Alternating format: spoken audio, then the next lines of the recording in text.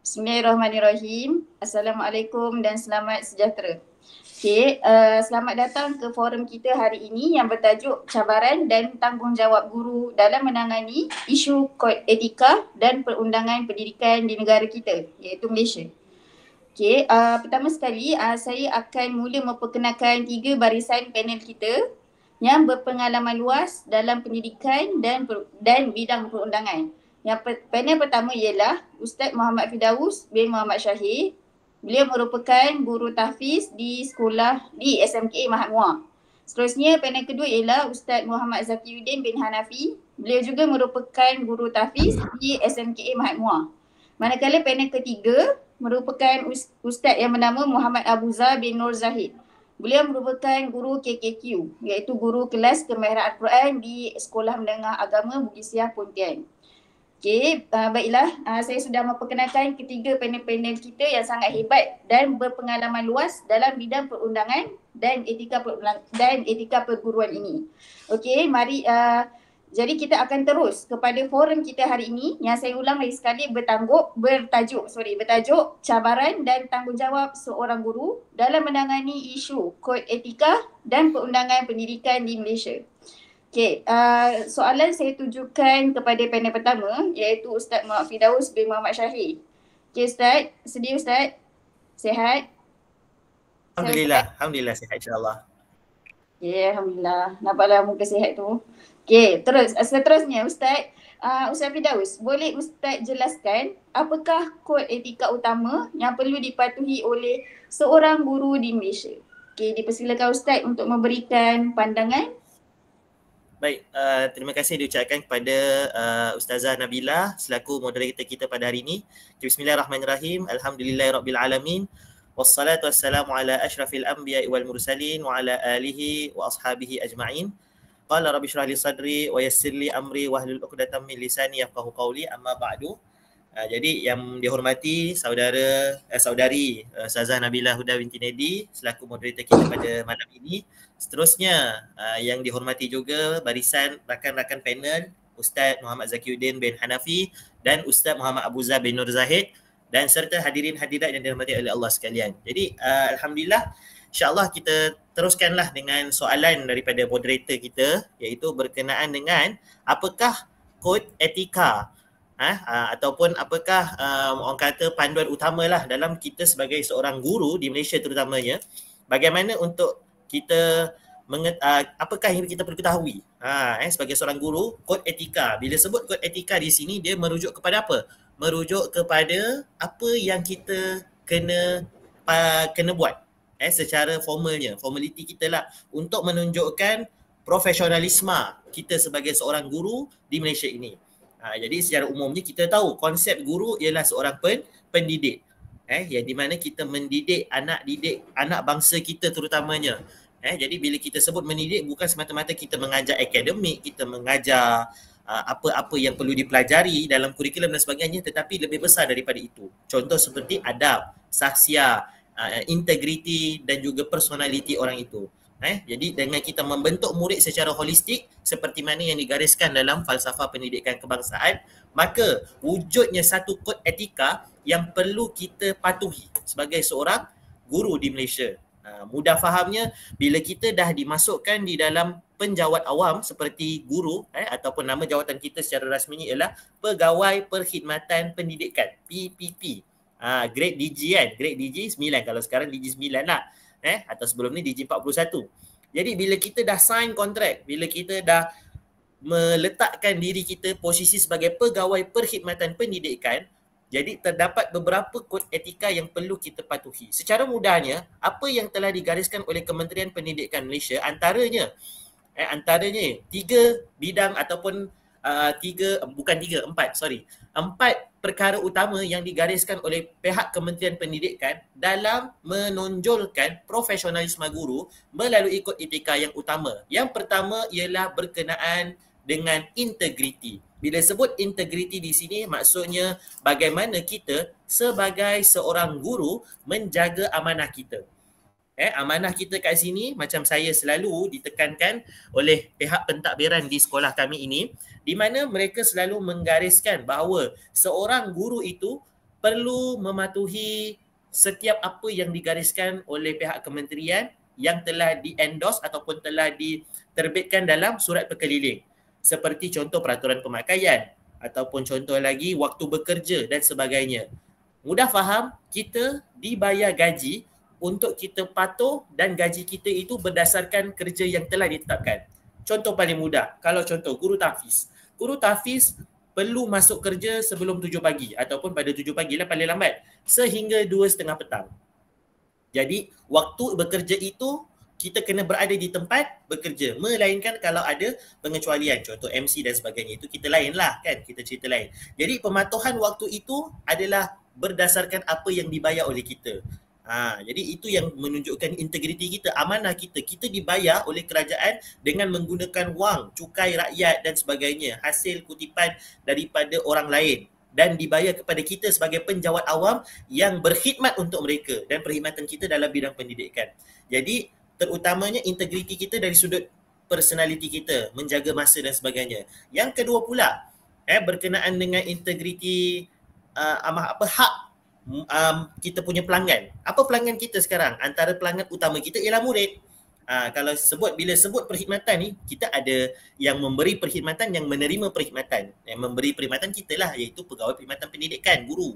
Ada pun yang menerima perkhidmatan kita, murid. Jadi kita kena tahu, murid bila datang sekolah dia nak apa? Nak belajar. Sebagai guru, kita kena menunaikan tanggungjawab kita, memberi hak mereka untuk belajar. Mereka datang nak belajar, maka kita memberi perkhidmatan mengajar mereka. Mengajar tu pelbagai bentuk lah, cuma itu utamanya. Sebab sekarang kita melihatkan, pernah dengar juga ada isu guru-guru tak masuk kelas contohnya, walaupun ada di sekolah tapi tak masuk kelas. Seolah-olah menunjukkan bahawa guru itu tidak mengambil berat terhadap tanggungjawab mengajar dan mendidik tu. Macam itulah. Okey, ataupun guru-guru yang isu lambat ni banyak kategori, tapi yang lambat yang disengajakan. Sengaja lambat mungkin. Jadi benda-benda macam itulah yang menyebabkan seseorang integriti, seseorang pegawai itu dicemari. Jadi perkara-perkara kod etika yang disebutkan berkenaan integriti ni amat penting. Dalam kita hendak mendidik anak murid kita, mendidik anak bangsa kita, membentuk generasi yang berintegriti juga. Sebab kita adalah cerminan kepada mereka juga. Mereka akan belajar daripada kita banyak dengan tingkah laku kita. Itu yang pertama berkenaan integriti keguruan. Yang kedua yang ditekankan oleh Kementerian Pendidikan, yang kedua ialah tidak menyalahguna kuasa. Jadi bila kita sebut apa maksud tidak menyalahguna kuasa? Sebab kita faham bila sebut menyalahguna kuasa ini, kuasa apa yang ada pada kita ini kita gunakan untuk diri kita. Itu maksud salah guna. Seolah-olah untuk manfaat diri kita sahaja. Mungkin kalau saya sebutkan kat sini, bila mana kita tidak menyalahgunakan kuasa, kita gunakan kuasa kita itu kepada kebaikan dan manfaat untuk terutamanya pelanggan kita, iaitu murid dan orang lain. Jadi kita, antara kuasa kita, kita boleh mengajar, kita boleh mengawal kelas, kita boleh menilai, memberi penilaian yang baik dan sebagainya, menggunakan kita punya, kalau dalam pentaksiran tu ada istilah professional judgement. Kan, professional judgement. Saya tak ingat pula bahasa Melayu dia kan. Macam tu. Macam mana kita nak guna pakai itu dan tidak salah gunakan untuk kepentingan diri. Istilahnya kalau kepentingan diri ni contohnya antaranya untuk kepentingan keluarga mungkin, ataupun untuk kepentingan-kepentingan yang melibatkan keuntungan dan sebagainya. Jadi itu yang disebutkan tidak salah gunakan kuasa. Betul. Kan, sebagai seorang guru kita faham kuasa-kuasa yang ada pada kita ini tidak digunakan untuk manfaat diri kita saja. Apalagi antara salah guna kuasa yang berlaku, lagi-lagi melibatkan wang. Mungkin kita diamanahkan untuk memegang atau menjaga duit, sama ada duit daripada sekolah kan, contoh dapat jadi bendahari PIBG contohnya, ataupun dapat jadi bendahari koperasi sebagai contoh. Jadi kalau perkara-perkara itu kita salah guna, contoh duit tu kita ambil pecah amanah, berlakunya pecah amanah. Jadi kat situ telah kita salah guna kuasa kita lah kat situ. Kuasa kita ada pada duit itu dan kita menggunakan untuk manfaat diri kita. Jadi benda tu dah menyalahi kod etika yang digariskan. Yang ketiga berkenaan menghormati hak pelajar dan rakan sekerja. Macam yang saya katakan tadi, lebih kurang macam tadi juga, apa hak pelajar bila datang sekolah, dia nak belajar. Dan siapa yang mengajar dia atau membantu dia untuk belajar kalau bukan lagi kita sebagai pegawai perkhidmatan. Bila sebut perkhidmatan, kita yang bagi khidmat pada mereka. Umpamanya kalau contoh datang kedai makan, kita dah order makanan tapi kalau kita tak dapat makan, so kita pun akan menuntut hak kita, betul tak? Sebab apa? Kita dah bayar untuk makan tapi kita tak dapat makanan kita. Kerana perkhidmatan makanan tak ada. Macam tu juga murid. Murid pun ada hak bila mana contoh kita masuk kelas tapi kita tak mengajar. Seolah-olah hak mereka ditindas. Macam tu. Saya tak silap ada terbaca berita di mana pernah satu kes itu di mahkamah. Ya, seorang murid, bekas murid lah sebab murid tu dia dah keluar habis sekolah dah pun, menyaman gurunya. Saman guru dan dia menang. Atas sebab apa? Terdapat bukti bahawa murid tersebut dapat menunjukkan bukti di mana guru tersebut tidak mengajar pada waktu sekolah. Sedangkan guru ada di sekolah, guru tersebut. Saya tak ingat. Dia kata berlaku di belah Malaysia Barat, iaitu sama ada Sabah atau Sarawak. Saya tak ingat sekolah mana. Jadi benda itu berlaku. Nampak? Murid ni, dia macam mana bila dah macam tu, walaupun habis sekolah, dia tak lepaskan itu saja sebab dia tahu itu hak dia. Aku datang sekolah, aku nak belajar. Jadi sebagai guru, engkau kena ajar aku juga. Contoh macam tu lah, mudah faham kalau kasarnya kan. Tapi kita cubalah pupuk dengan adab, mungkin ada baiknya. Tapi fahamnya macam tu. Mereka nak belajar, kita kena bagi perkhidmatan. Itu yang pertama, hak pelajar itu. Yang kedua, rakan sekerja. Rakan sekerja ramai. Antaranya para pentadbir, guru-guru sekeliling kita. Selain guru pun ada. Itu pun rakan sekerja kita. Contohnya pengawal keselamatan, cleaner dan orang-orang sekeliling kita yang berkhidmat di sekolah yang sama. Jadi mereka juga ada hak dengan kita.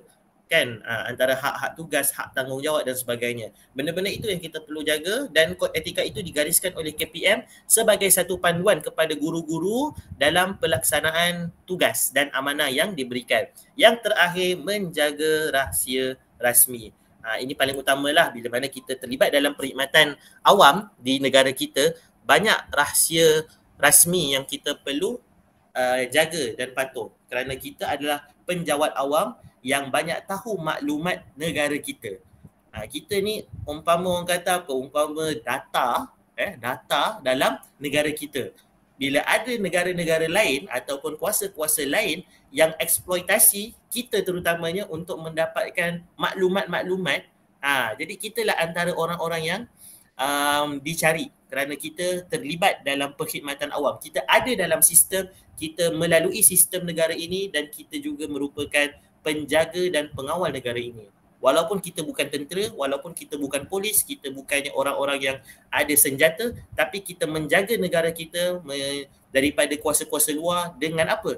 Dengan Akta Rahsia Rasmi itu. Sebab itu Akta Rahsia Rasmi negara ini dikuatkuasakan dengan begitu cekap lah. Jadi antara cara penguatkuasaannya yang kita tahu, kalau yang pernah jadi pengawas SPM, dia ada sign borang pink kan, borang rahsia, menunjukkan kita committed untuk tidak membocorkan apa-apa maklumat yang dirahsiakan oleh kerajaan. Walaupun maklumat tu kita nampak remeh, contoh pasal peperiksaan lah kan, nampak macam remeh di tahap sekolah kan, tetapi kita tahu kes kalau bocor soalan, macam mana boleh memberi kesan kepada negara, dan datangnya puncanya daripada kita sebagai orang yang bertanggungjawab merahsiakan perkara itu. Kita tahu benda tu rahsia, kita tak ada hak untuk bocorkan. Siapalah kita kan nak membocorkan maklumat negara kita. Macam itulah. Jadi benda tu menjaga rahsia rasmi negara kita, dan benda itulah yang ditekankan oleh pihak kerajaan. Lagi-lagi kita sebagai guru juga dipupuk melalui apa? Pengendalian peperiksaan awam terutamanya. Bila mana kita nak peperiksaan yang efisien, peperiksaan yang telus, peperiksaan yang lebih ke arah orang kata apa, peperiksaan yang memang solid lah kan. Jadi kita nak benda-benda macam tu pun perlu dijaga. Maaf ya, saya pasang plug sebenarnya. Nak kena charge laptop. Okey. Jadi itu antara garis panduan ataupun kod etika utama yang perlu dipatuhi oleh seluruh guru Malaysia. Tidak dinafikan, ada juga kod etika lain tetapi tidak digariskan secara rasmi. Kalau disebutkan menurut Abdullah di dalam artikelnya pada tahun 2020, guru juga harus menjunjung nilai-nilai. Bila sebut menjunjung nilai-nilai ni, maksudnya kita sebagai guru ni bukan semata-mata ejen untuk menyampaikan maklumat. Beza penyampai maklumat dengan pendidik. Mungkin kalau penyampai maklumat dia just sampaikan maklumat je. Kan, seolah-olah macam dia bagi maklumat. Contoh apa kau tak tahu? tak tahu baca Quran, kita ajar baca Quran, dah selesai. Itu penyampai maklumat, betul. Tapi kita diistilahkan sebagai pendidik. Bila sebut didik dalam kamus dewan disebutkan didik ni kita ajar secara menyeluruh. Kan, kita bukan ajar dia maklumat, kita ajar cara nak praktikkan, cara nak amalkan, cara nak terapkan dalam kehidupan. Sebab apa yang kita belajar ni bukan untuk exam, tapi kita belajar untuk kehidupan seharian kita. Contoh macam Islam dan sebagainya. Jadi benda-benda itulah yang disebutkan sebagai seorang guru, bukan semata-mata anak murid je kena baik, kita pun kena baik, kita pun kena ada nilai-nilai yang murni. Antaranya kejujuran, tanggungjawab, hormat dan sebagainya. Kerana kita menjadi modal teladan. Sebab itu guru, kalau dalam mana-mana agama pun disebut pekerjaan paling mulia adalah guru. Kerana apa? Kerana gurulah yang menunjukkan ataupun role model yang terbaik. Dan macam dalam Islam kita tahu sebaik-baik guru adalah Rasulullah sallallahu alaihi wasallam. Kerana apa? Kerana sallallahu alaihi wasallam, Rasulullah sallallahu alaihi wasallam, beliau menunjukkan contoh yang terbaik. Walaupun kita tahu apa dalam sirah dikatakan beliau ummi, kan? Ummi pun ada mazhab tapi ni kata ummi, tidak pandai menulis. Bukan bermakna Nabi ajar menulis. Tak semestinya. Nabi mengajarkan cara untuk hidup dengan sempurna. Itu dah cukup memadai sebagai seorang guru. Sama juga macam guru-guru yang kita pernah belajar. Walaupun kita tahu guru kita ada kekurangan, tidak semestinya kekurangan itu kita ambil sebagai senjata untuk kita serang guru tu. Tapi ketahuilah mereka ada perkara yang lebih besar untuk diajarkan kepada kita, antaranya nilai, sasiah, adab dan sebagainya yang membentuk kita, dan kita pula dipertanggungjawabkan pada masa kini untuk membentuk generasi yang lain. Kita tahu manusia tidak lari dari kelemahan, manusia tak lari dari kesilapan, tapi sekurang-kurangnya kita boleh tunjukkan contoh yang baik untuk kita membentuk generasi yang terbaik pada masa akan datang. Ingat, setiap apa yang kita lahirkan pada masa sekarang ini cerminan masa depan, InsyaAllah. Jadi kalau kita tahu pada masa sekarang kita nak lahirkan pemimpin yang hebat, maka dia bermula dari seorang guru yang hebat, InsyaAllah. Jadi saya rasa itu saja perkongsian saya berkenaan kod etika. Ini secara mudah. Mungkin kalau tuan-tuan dan puan-puan boleh rujuk lebih lanjut lagi di laman web rasmi KPM terutamanya, kerana dalam laman web rasmi terdapat banyak surat perkeliling ikhtisas ataupun garis panduan dan sebagainya. Kalau saya nak cerita takut tak jadi forum dah, jadi ceramah. Okay? Jadi panjang pula. So kita bagi peluang pada moderator lain, pada panel lain, mungkin dia ada perkongsian tambahan. Jadi saya rasa itu saja daripada saya. Moga-moga pengisian ini mendapat manfaat dan juga istifadah kepada kita semua selaku pegawai perkhidmatan pendidikan di negara kita. Jadi sekian, terima kasih. Assalamualaikum warahmatullahi wabarakatuh. Saya serahkan kembali kepada moderator. Okey. Waalaikumsalam warahmatullahi wabarakatuh.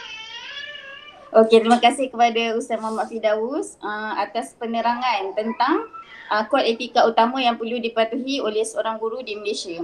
Okey, saya kesimpulannya daripada apa yang pandangan Ustaz Firdaus tadi, okey, ada 4 perkara iaitu kod etika perguruan. Yang pertama, guru perlu memelihara integriti profesionalisme. Yang kedua, tidak menyalahgunakan kuasa. Yang ketiga, menghormati hak pelajar dan rakan sekerja. Dan yang keempat, menjaga rahsia rasmi.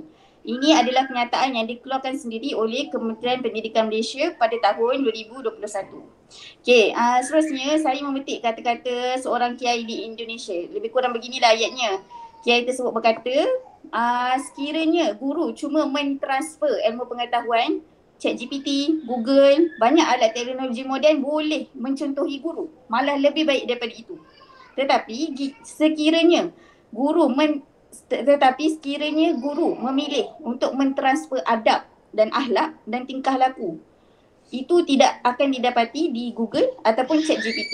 Itu cuma akan didapati oleh akhlak dan tingkah laku seorang guru itu sendiri, seperti mana yang Ustaz Firdaus terangkan tadilah. Jadi seorang guru memang sentiasa perlu menunjukkan contoh dan tingkah laku yang terbaik. Okey, seterusnya soalan yang kedua kepada Ustaz Muhammad Zakiuddin. Okey Ustaz, sihat Ustaz? Sihat, Alhamdulillah. Okey, ada sedia ke untuk soalan yang seterusnya? Ya, baik. Okey, seterusnya Ustaz Zakiuddin. Okey, saya ingin bertanya, apakah bentuk tindakan undang-undang yang boleh diambil sekiranya guru melanggar kod etika ataupun undangan pendidikan? Okey, dipersilakan Ustaz. Baik, terima kasih Tuan Moderator. Ustazah Nabila Huda. Seterusnya yang saya kasihi sekalian, para panel, Ustaz Muhammad Firdaus dan juga Ustaz Muhammad Abdul Zahar.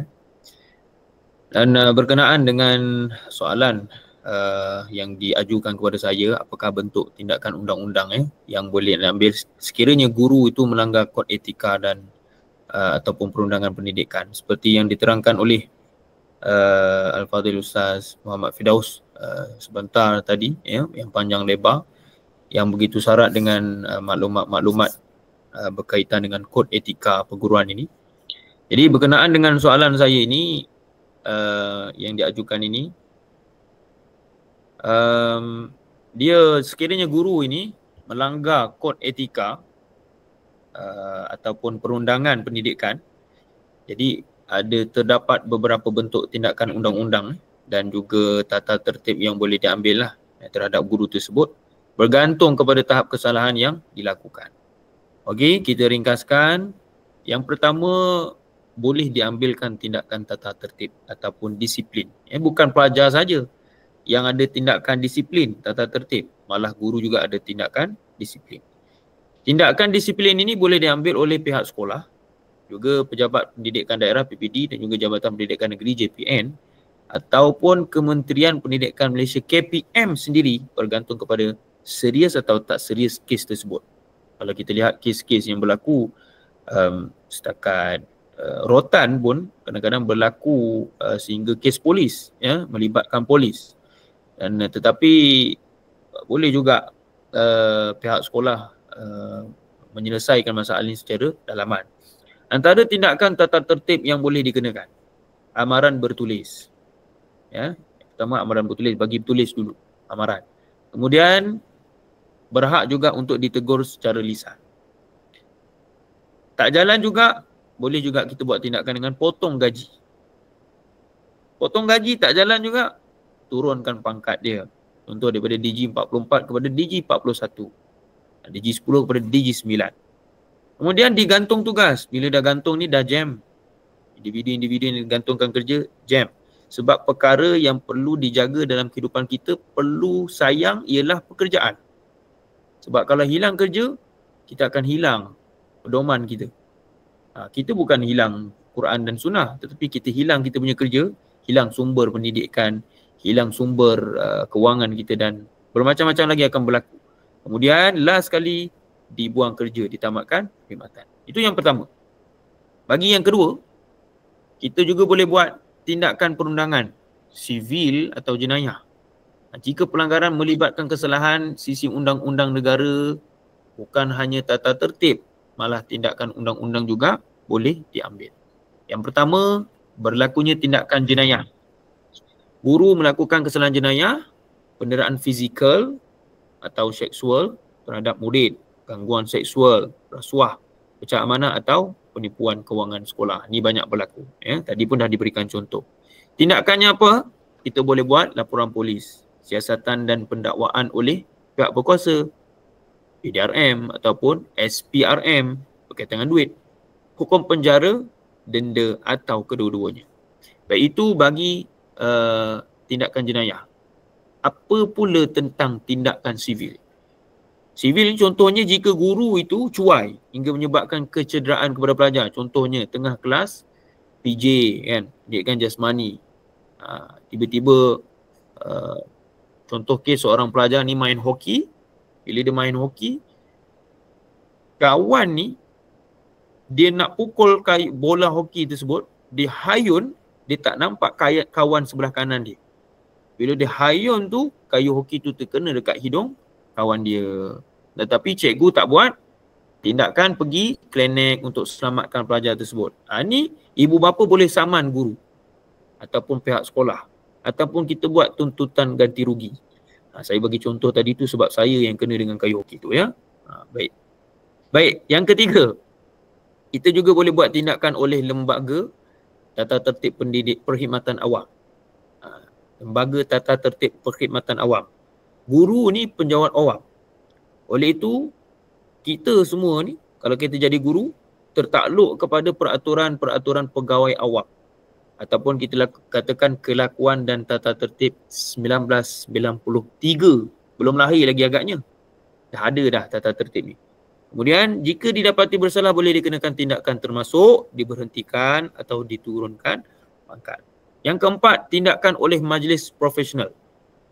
Jika guru adalah ahli kepada mana-mana majlis profesional, contohnya majlis guru besar, ialah kita jadi orang yang guru yang hebat, kita diberikan jawatan, ya. Profesional contoh majlis seperti guru besar ataupun badan kaunseling berdaftar. Lesennya boleh digantung atau dibatalkan dan juga keahlian boleh ditarik kembali. So kita dah tak ada authority. Okey, kemudian dalam isu ini juga bila kita lihat dalam Akta Pendidikan 1996, Akta 550, malah boleh didakwa di bawah kanun keseksaan jika melibatkan jenayah seperti penderaan atau gangguan seksual. Ini rujukan daripada Aziz dan Rahman tahun 2022. Dan juga tindakan disiplin boleh dikenakan oleh lembaga tata tertib, ya, termasuk amaran.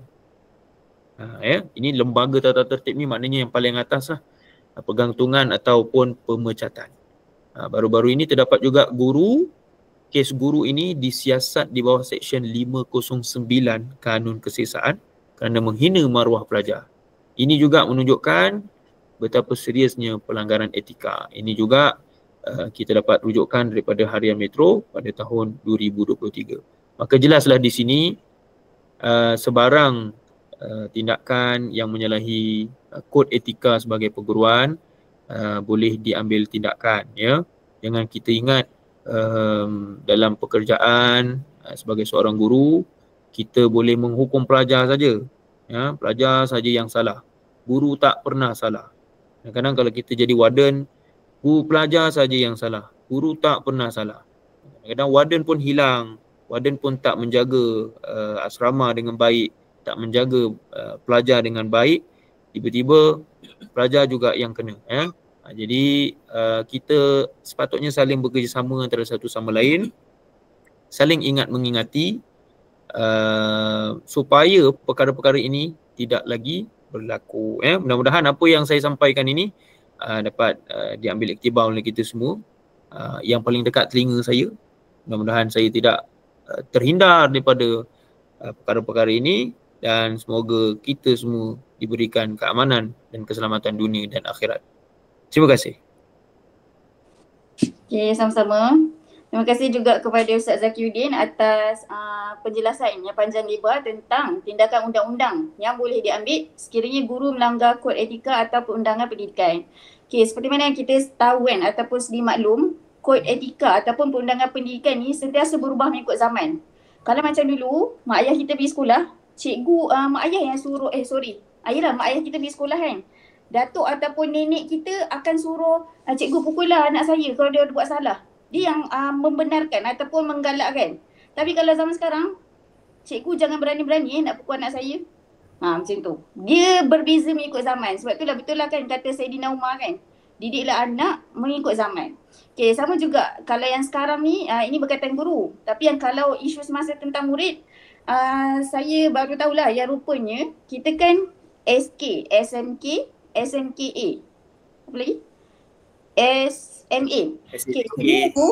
Sekolah yang di bawah Kementerian Pendidikan Malaysia dan sekolah MRSM. MRSM bukan bawah Kementerian Pendidikan. MRSM di bawah Kementerian Pembangunan Desa Bandar. Ya, Mara. Maktab Rendah Sains Mara. Diorang berkongsi slogan yang sama. Iaitu you touch, you go. Maksudnya kalau ada budak ni dia bully budak lain, pegang, awak pergi. Maksudnya awak ni akan dibuang sekolah.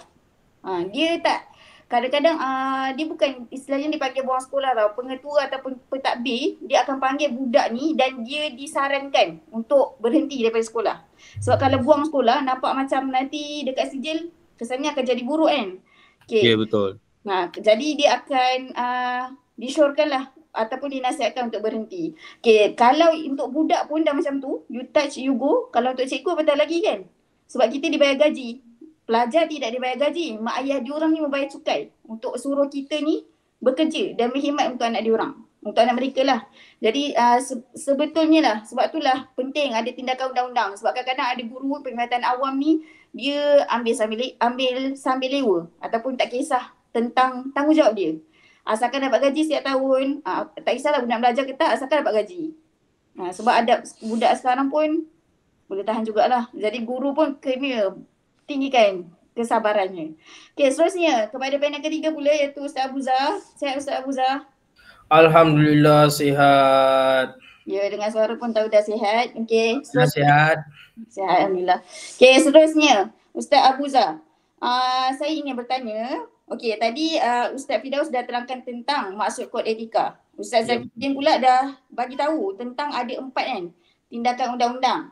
Okey, samalah Ustaz Firdaus ada 4 kod etika, Ustaz Zakiuddin ada 4 kod etika undang-undang. Macam mana pula Ustaz kalau ada kesan pelanggaran etika guru ni terhadap 2, satu murid, satu institusi pendidikan? Dipersilakan Ustaz untuk memberi penerangan. Assalamualaikum warahmatullahi wabarakatuh. Terima kasih moderator Nabila Huda. Nahmadu wa nusalli ala rasulil karim. Allahumma alhimna ma rusyida, murina wa aizna min syururi anfusina wa min sayyiati a'malina. Okey, berkaitan dengan soalan yang diajukan oleh moderator tadi, kesan pelanggaran etika guru terhadap murid dan institusi pendidikan. Apa yang dimaksudkan pelanggaran etika guru ni? Pelanggaran etika guru ni berkaitan dengan macam yang Firdaus tekankan tadi, integriti lah. Integriti, amanah kita dan sebagainya. Kesan etika guru ni. Salah laku guru, boleh dikatakan salah laku guru berada di sekolah. Apa contoh-contoh dia? Kan? Contoh-contoh macam yang Muhammad Zakiuddin tadi sebut. Contoh dia apa? Sosial. Gangguan seksual. Hubungan tidak wajar. Hubungan sosial antara murid dengan guru. Dan ini perkara yang sangat penting. Kalau macam saya di sekolah daerah Pontian dah ada beberapa kes guru. Kan? Dan pengetua sering mengingatkanlah setiap kali perjumpaan, elakkan hubungan yang terlalu baik antara murid dan guru. Kadang-kadang kita anggap murid ni biasa, tapi penerimaan murid tu lain. Kan?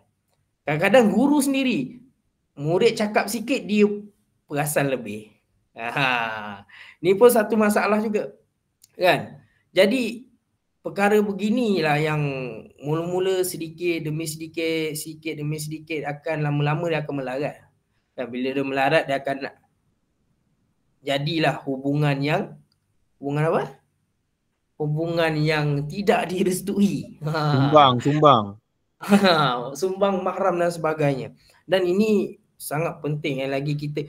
Ini di sekolah agama pun boleh berlaku, apatah lagi di sekolah biasa. Kan? Di sekolah agama pun boleh berlaku, apatah lagi di sekolah biasa. Dan bila dah berlaku perkara begini, jadi akan berlaku kesan terhadap murid ni, kan? Contoh kesan terhadap murid akan teruklah, kan? Kesan kepada ibu bapa terhadap diri dia dah berasa malu, mak ayah malu, kan? Emosi dia pun dah terganggu, dah tak boleh fokus untuk belajar. Dia akan rasa diri dia dihina oleh orang sekeliling dan sebagainya, kan? Dan kesan terhadap murid ni boleh tekanan perasaan, trauma, dan dia boleh menjadi takut untuk ke sekolah. Kan? Ini contoh untuk kesalahan sosial tadi, kan. Okey, contoh lain kesalahan sosial tu. Jadi contoh apa untuk etika guru ni, kan? Guru ni ada pula cerita yang guru dia mengaibkan murid di media sosial. Ini adalah salah laku etika guru juga. Sebab guru ni mengaibkan murid di media sosial dan mengaibkan di depan halayak ramai, kan? Apabila murid sekarang ni dia kuat mengadu tau, kan? Murid sekarang kita pun tahu, sikit-sikit kena pengalaman saya sendirilah. Kena baling pen pun, terkena pen dekat badan, dia boleh mengadu. Dia boleh mengadukan mak ayah dia, cakap kita pukul dia. Sekarang ni murid boleh jadi cerita lain, murid boleh cerita dengan mak ayah pun cerita benda lain. Benda yang berlaku pun lain. Kan? Ini kenyataan, ini yang berlaku di sekolah sekarang ni. Kalau murid tak suka guru, murid boleh report. Kalau guru tak suka murid, guru pun akan ada pandangan yang berbeza. Kan? Jadi oleh itulah ini kita macam berkaitan dengan mengaibkan tadi, apabila murid once dia buat report oleh apa yang berlaku, kan, guru dah telah melanggar etika perguruan dalam menjaga maruah dan privasi murid, kan. Dan hukuman yang berat, tindakan tata tertib dari Jabatan Pendidikan, dia melalui Seksyen 233 Akta Komunikasi dan Multimedia 1998. Denda dia tidak melebihi RM50,000 atau penjara tidak lebih 1 tahun atau kedua-duanya. Once kita disabitkan bersalah, confirm kita dibuang kerja sebab kita dah sign kontrak. Apabila satu orang guru, bukan guru saja, jabatan awam, perkhidmatan awam, melanggari hukum undang-undang yang ditetapkan, sekali dia dimasukkan ke dalam penjara atau disabitkan kesalahan, dia akan dibuang kerja. Dan itulah kesan dia. Kesan, okey. Lagi satu kesan kepada murid juga, kan. Apa dia kesan kepada murid ni? Contoh dalam macam kecederaan fizikal, macam-macam guru sebat murid, lebam. Banyak-banyak kes ini banyak kes yang berlaku hari ini yang mana guru sebat murid, bengkak-bengkak badan, lebam-lebam, dan mak ayah tak boleh terima perkara ni dan dia akan buat report. Apabila dia buat report yang melibatkan guru ni, maka guru telah melanggar etika lah. Dan bila once dia melanggar etika, jadi PP dia akan masuk campur, JPN pun akan masuk campur, kan. Bila kecederaan fizikal ni, kesan kepada murid tu apa? Kesan dia pertama sekali, murid tu akan merasa takut, kan. Dia akan takut nak ke sekolah. Contoh dia dibuli dan sebagainya, macam berlaku dekat sekolah saya baru-baru ni. Seorang murid ni, dia cakap dia sakit, batuk dan ni tau. Batuk berkahak macam itulah. Dia nak pergi ambil MC. Kan, dia nak pergi ambil MC. Lepas tu seorang guru telah bawa dia pergi klinik dan dia dapat MC. Dalam MC tu dia pinjam pen daripada guru, dia pinjam pen. Lepas tu dekat MC, bila dia dah dapat MC, dia balik pada sekolah, kita tanya dia kenapa berapa hari dapat MC. Kan, pelajar asrama berapa hari dapat MC? Dia cakap 4 hari. Kan, kita pun terperanjat, takkan batuk dapat MC 4 hari. Kan, itu adalah tak masuk akal. Tapi bila ditanya dan dia pun mengaku dia cakap, maafkan saya Ustaz, saya sebenarnya mangsa buli. Dia dah buka cerita lain pula, cakap dia mangsa buli. Dia tak tahan nak duduk asrama dan sebagainya. Ini kesan dia. Ini kesan daripada mental health yang dicalarkan. Okey. Dan kesan yang lain juga, kan. Bila pelajar ni terhadap murid ni, murid ni dah tak nak belajar. Bila tak nak belajar, dia akan mencari alasan. Untuk tak nak ke sekolah, dia akan mencari alasan untuk tak nak belajar, tak nak buat kerja sekolah dan sebagainya, kan. Dia akan merasa takut, emosi dia terganggu, kan, dan sebagainya. Dan oleh yang demikian tu, hari ini cikgu-cikgu sekalian, penting untuk kita jaga perkara ni, jaga hubungan antara murid dan guru ni, kan. Once hubungan murid dan guru ni rosak, murid pun akan pandang serong pada guru, dan murid pun dah tak sedap nak belajar, guru pun dah tak sedap nak mengajar. Jadi oleh yang demikian tu, kesan terhadap institusi, kesan yang seterusnya adalah kesan terhadap institusi pendidikan pula. Kesan dia kepada institusi pendidikan ni akan menjejaskan reputasi sekolah lah, yang pertamanya. Bila contoh kes buli dan didera daripada guru, kes ni akan sampai kepada PPD dan apabila tular di media sosial dan sebagainya, akan mencemarkan nama baik sekolah lah, kan. Nama baik sekolah akan tercemar. Lepas tu sekolah ni dilihat gagal menjaga kebajikan pelajar, kan. Lagi satu selain daripada itu, yang kedua, kepercayaan ibu bapa dan komuniti akan berkurang, kan. Macam mana mak ayah tak respect pada guru sekarang, kan. Mak ayah dah hilang rasa hormat pada guru. Sedangkan betapa mulianya seorang guru ni yang mendidik ni. Sekarang ni guru ni dah kurang dipandang mulia, kan. Sebab apa? Tak boleh salahkan mak ayah juga, sebab kadang-kadang tingkah laku kita juga, kan. Tingkah laku kita yang menyebabkan orang kurang rasa hormat kepada guru. Okey. Okey, oleh demikian, dan yang terakhir, apa lagi yang boleh saya sampaikan kesan pelanggaran etika guru terhadap murid ni adalah dia hilang kepercayaan, motivasi untuk belajar, kan. Sekolah boleh menjatuhkan reputasi, menjejaskan imej profesionalisme guru. Yang lebih membimbangkan, pelanggaran etika ini berulang menyebabkan ibu bapa hilang keyakinan terhadap sistem pendidikan negara. Oleh demikian tu, kita kena sentiasa memperbaharui ilmu, perbaharui niat kita, kan. Kita niat mengajar untuk siapa? Kita niat mengajar untuk apa? Apa tujuan kita jadi guru? Dan kita perlu tahu apa niat kita untuk mendidik ni, kan. Kita perlu ikhlas lah. Ikhlas, bila datang ikhlas, jiwa pendidik tu ada, kita akan rasa sayang kepada budak, kan. Betul. Macam mana, Zaki dah ada sifat tu belum? Belum ke? Zaki dah ada sifat penyayang? Ada. Ada, Alhamdulillah. Okey, itu saja daripada saya, dan kita kembali kepada moderator yang seterusnya. Macam dah nak 45 minit ni, tuan. Okey, terima kasih kepada Ustaz Abu Zah atas penerangan tentang kesan pelanggaran etika guru terhadap murid dan institusi pendidikan.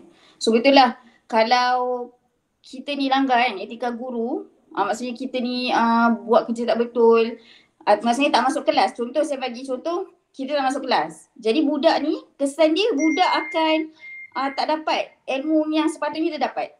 Jadi bila tak dapat ilmu yang sepatutnya dia dapat, macam mana dia ni nak mengaplikasikannya dalam kehidupan seharian? Terutamanya. Itu contohlah. Okay, dan banyak lagi contoh lain yang Ustaz Abu Zah asyik tekankan. Ustaz Abu Zah asyik tekankan, yang saya rasa Ustaz Abu Zah cakap budak ni akan rasa hilang minat pergi sekolah. Saya rasa dekat 4 kali juga sebut kan. Betul lah tu. Kepada murid. Bila ada budak macam lost motivation nak pergi sekolah. Dah tak nak dah pergi sekolah. Malas, rasa menyampah. Tu semua rasa ada. Dari sebab tu perlu seorang guru macam Ustaz Abu Zah cakap memperbaharui ilmu. Macam yang saya sebut juga sebelum ni, etika perundangan sentiasa berubah mengikut zaman. Tak semestinya dia kekal macam tu. Okey. Seterusnya, soalan umum secara ringkas ni. Jangan lama-lama. Boleh semua moderator, setakat 2 minit je. Okey. Dimulakan dengan Ustaz Firdaus. Boleh simpulkan, bagilah 1 atau 2 saja langkah-langkah pencegahan yang boleh diambil oleh setiap guru. Dipersilakan 2 minit saja ya setiap panel. 2 minit ni kena moderator beritahulah, takut saya pun terleka. Okey, baik. Bismillahirrahmanirrahim. Moderator boleh pancung terus. Okey. Baik, bismillah. Jadi kita beralih pula ke soalan yang kedua, umum insya-Allah. Jadi secara mudahnya, apa cara ataupun bagaimana kita nak mengatasi masalah yang berlaku seperti mana yang disebutkan tadi. Jadi mestilah yang pertama, sebagai seorang guru, kita kena melibatkan diri dalam pelbagai bentuk latihan. Pelbagai latihan perguruan lah kan. Banyak latihan perguruan sekarang pun dia tidak berfokus kepada latihan cara mengajar dan sebagainya. Lebih kepada bagaimana etika, perundangan, profesionalisme. Saya percaya sekarang inisiatif daripada KPM, pelbagai kursus dan latihan telah dianjurkan. Jadi kita sebagai guru ambil peluang. Dan banyak kerjasama KPM telah dilaksanakan dengan agensi kerajaan yang lain. Contoh antaranya dengan SPRM, Suruhanjaya Pencegahan Rasuah, dan juga antara lain kementerian-kementerian lain seperti Kementerian Pembangunan Wanita, Keluarga dan Masyarakat. Jadi jalinan hubungan-hubungan yang dilakukan oleh pihak kementerian tidak lain tidak bukan bertujuan untuk pembangunan profesionalisme guru dari segi integriti dan juga kod etika supaya kita lebih terdedah dengan bagaimana untuk kita bersosial di dalam dunia pendidikan. Itu je lah saya rasa yang penting kita perlu ada latihan dan semestinya tidak dilupakan ada sesi kaunseling. Semestinya kita di sekolah ada kaunselor. Jadi kaunselor pun berperanan juga untuk memberi kaunseling bukan untuk murid tapi untuk guru juga. Jadi kita manfaatkan kaunselor yang ada dan terutamanya penilaian kendiri secara berkala. Kita tahu sekarang ada penilaian yang dilakukan PBPPP yang penilaian bersepadu dan dalam penilaian tu kita juga dinilai bagaimana kita bukannya semata-mata untuk mengajar tetapi bagaimana kita menunjukkan personaliti yang baik mengikut kepada kod etika. Jadi kita perlu patuhi dan kita perlu laksanakan dengan sebaik mungkin. Benda-benda itulah walaupun sekecil-kecil perkara bermula dari seorang guru yang kecil, insya-Allah bila mana semua laksanakan akan mendatangkan hasil yang dan impak yang besar kepada negara kita. Itu saja daripada saya insya-Allah. Terima kasih. Okay, bagus Ustaz Firdaus, tepat-tepat 2 minit.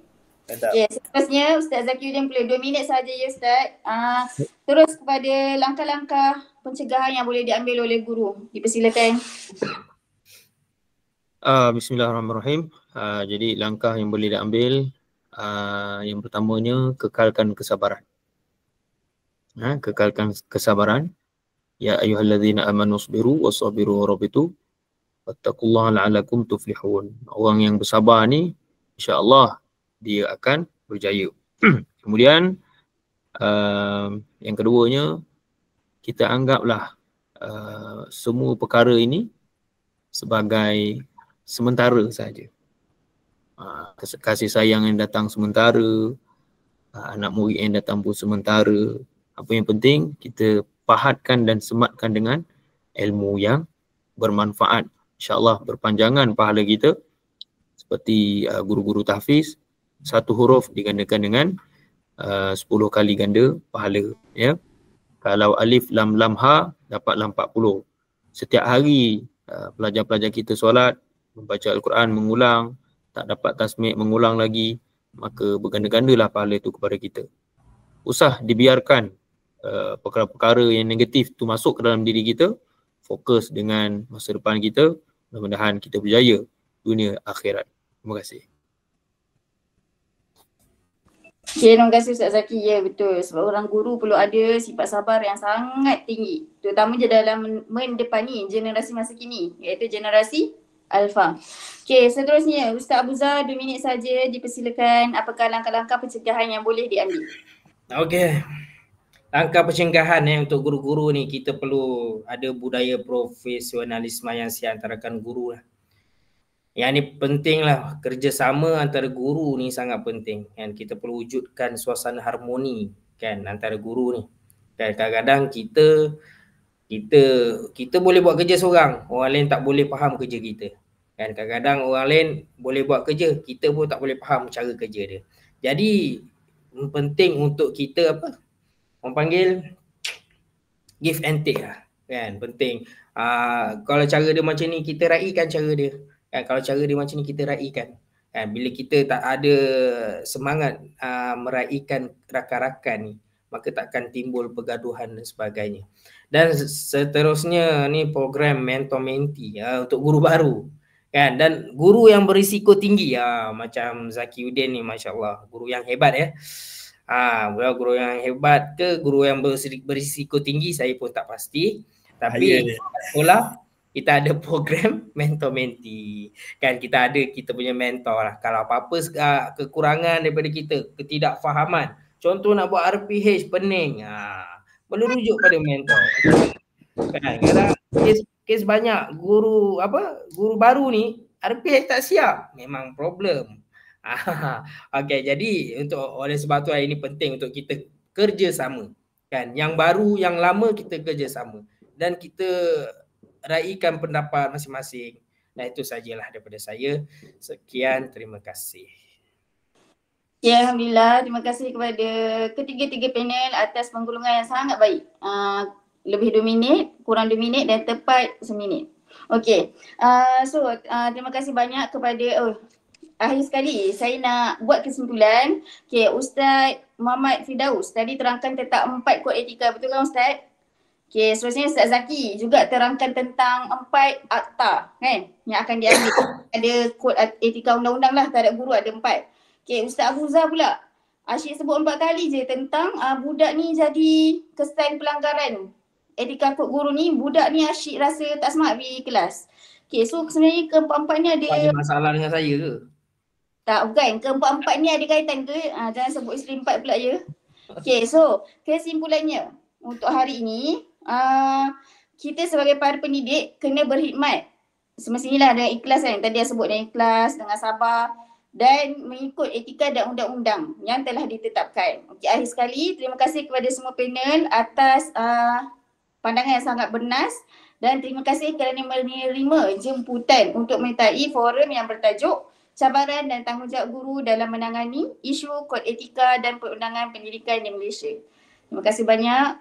Selamat sejahtera dan minta maaf salah silap daripada saya dan ke semua panel. Terima kasih.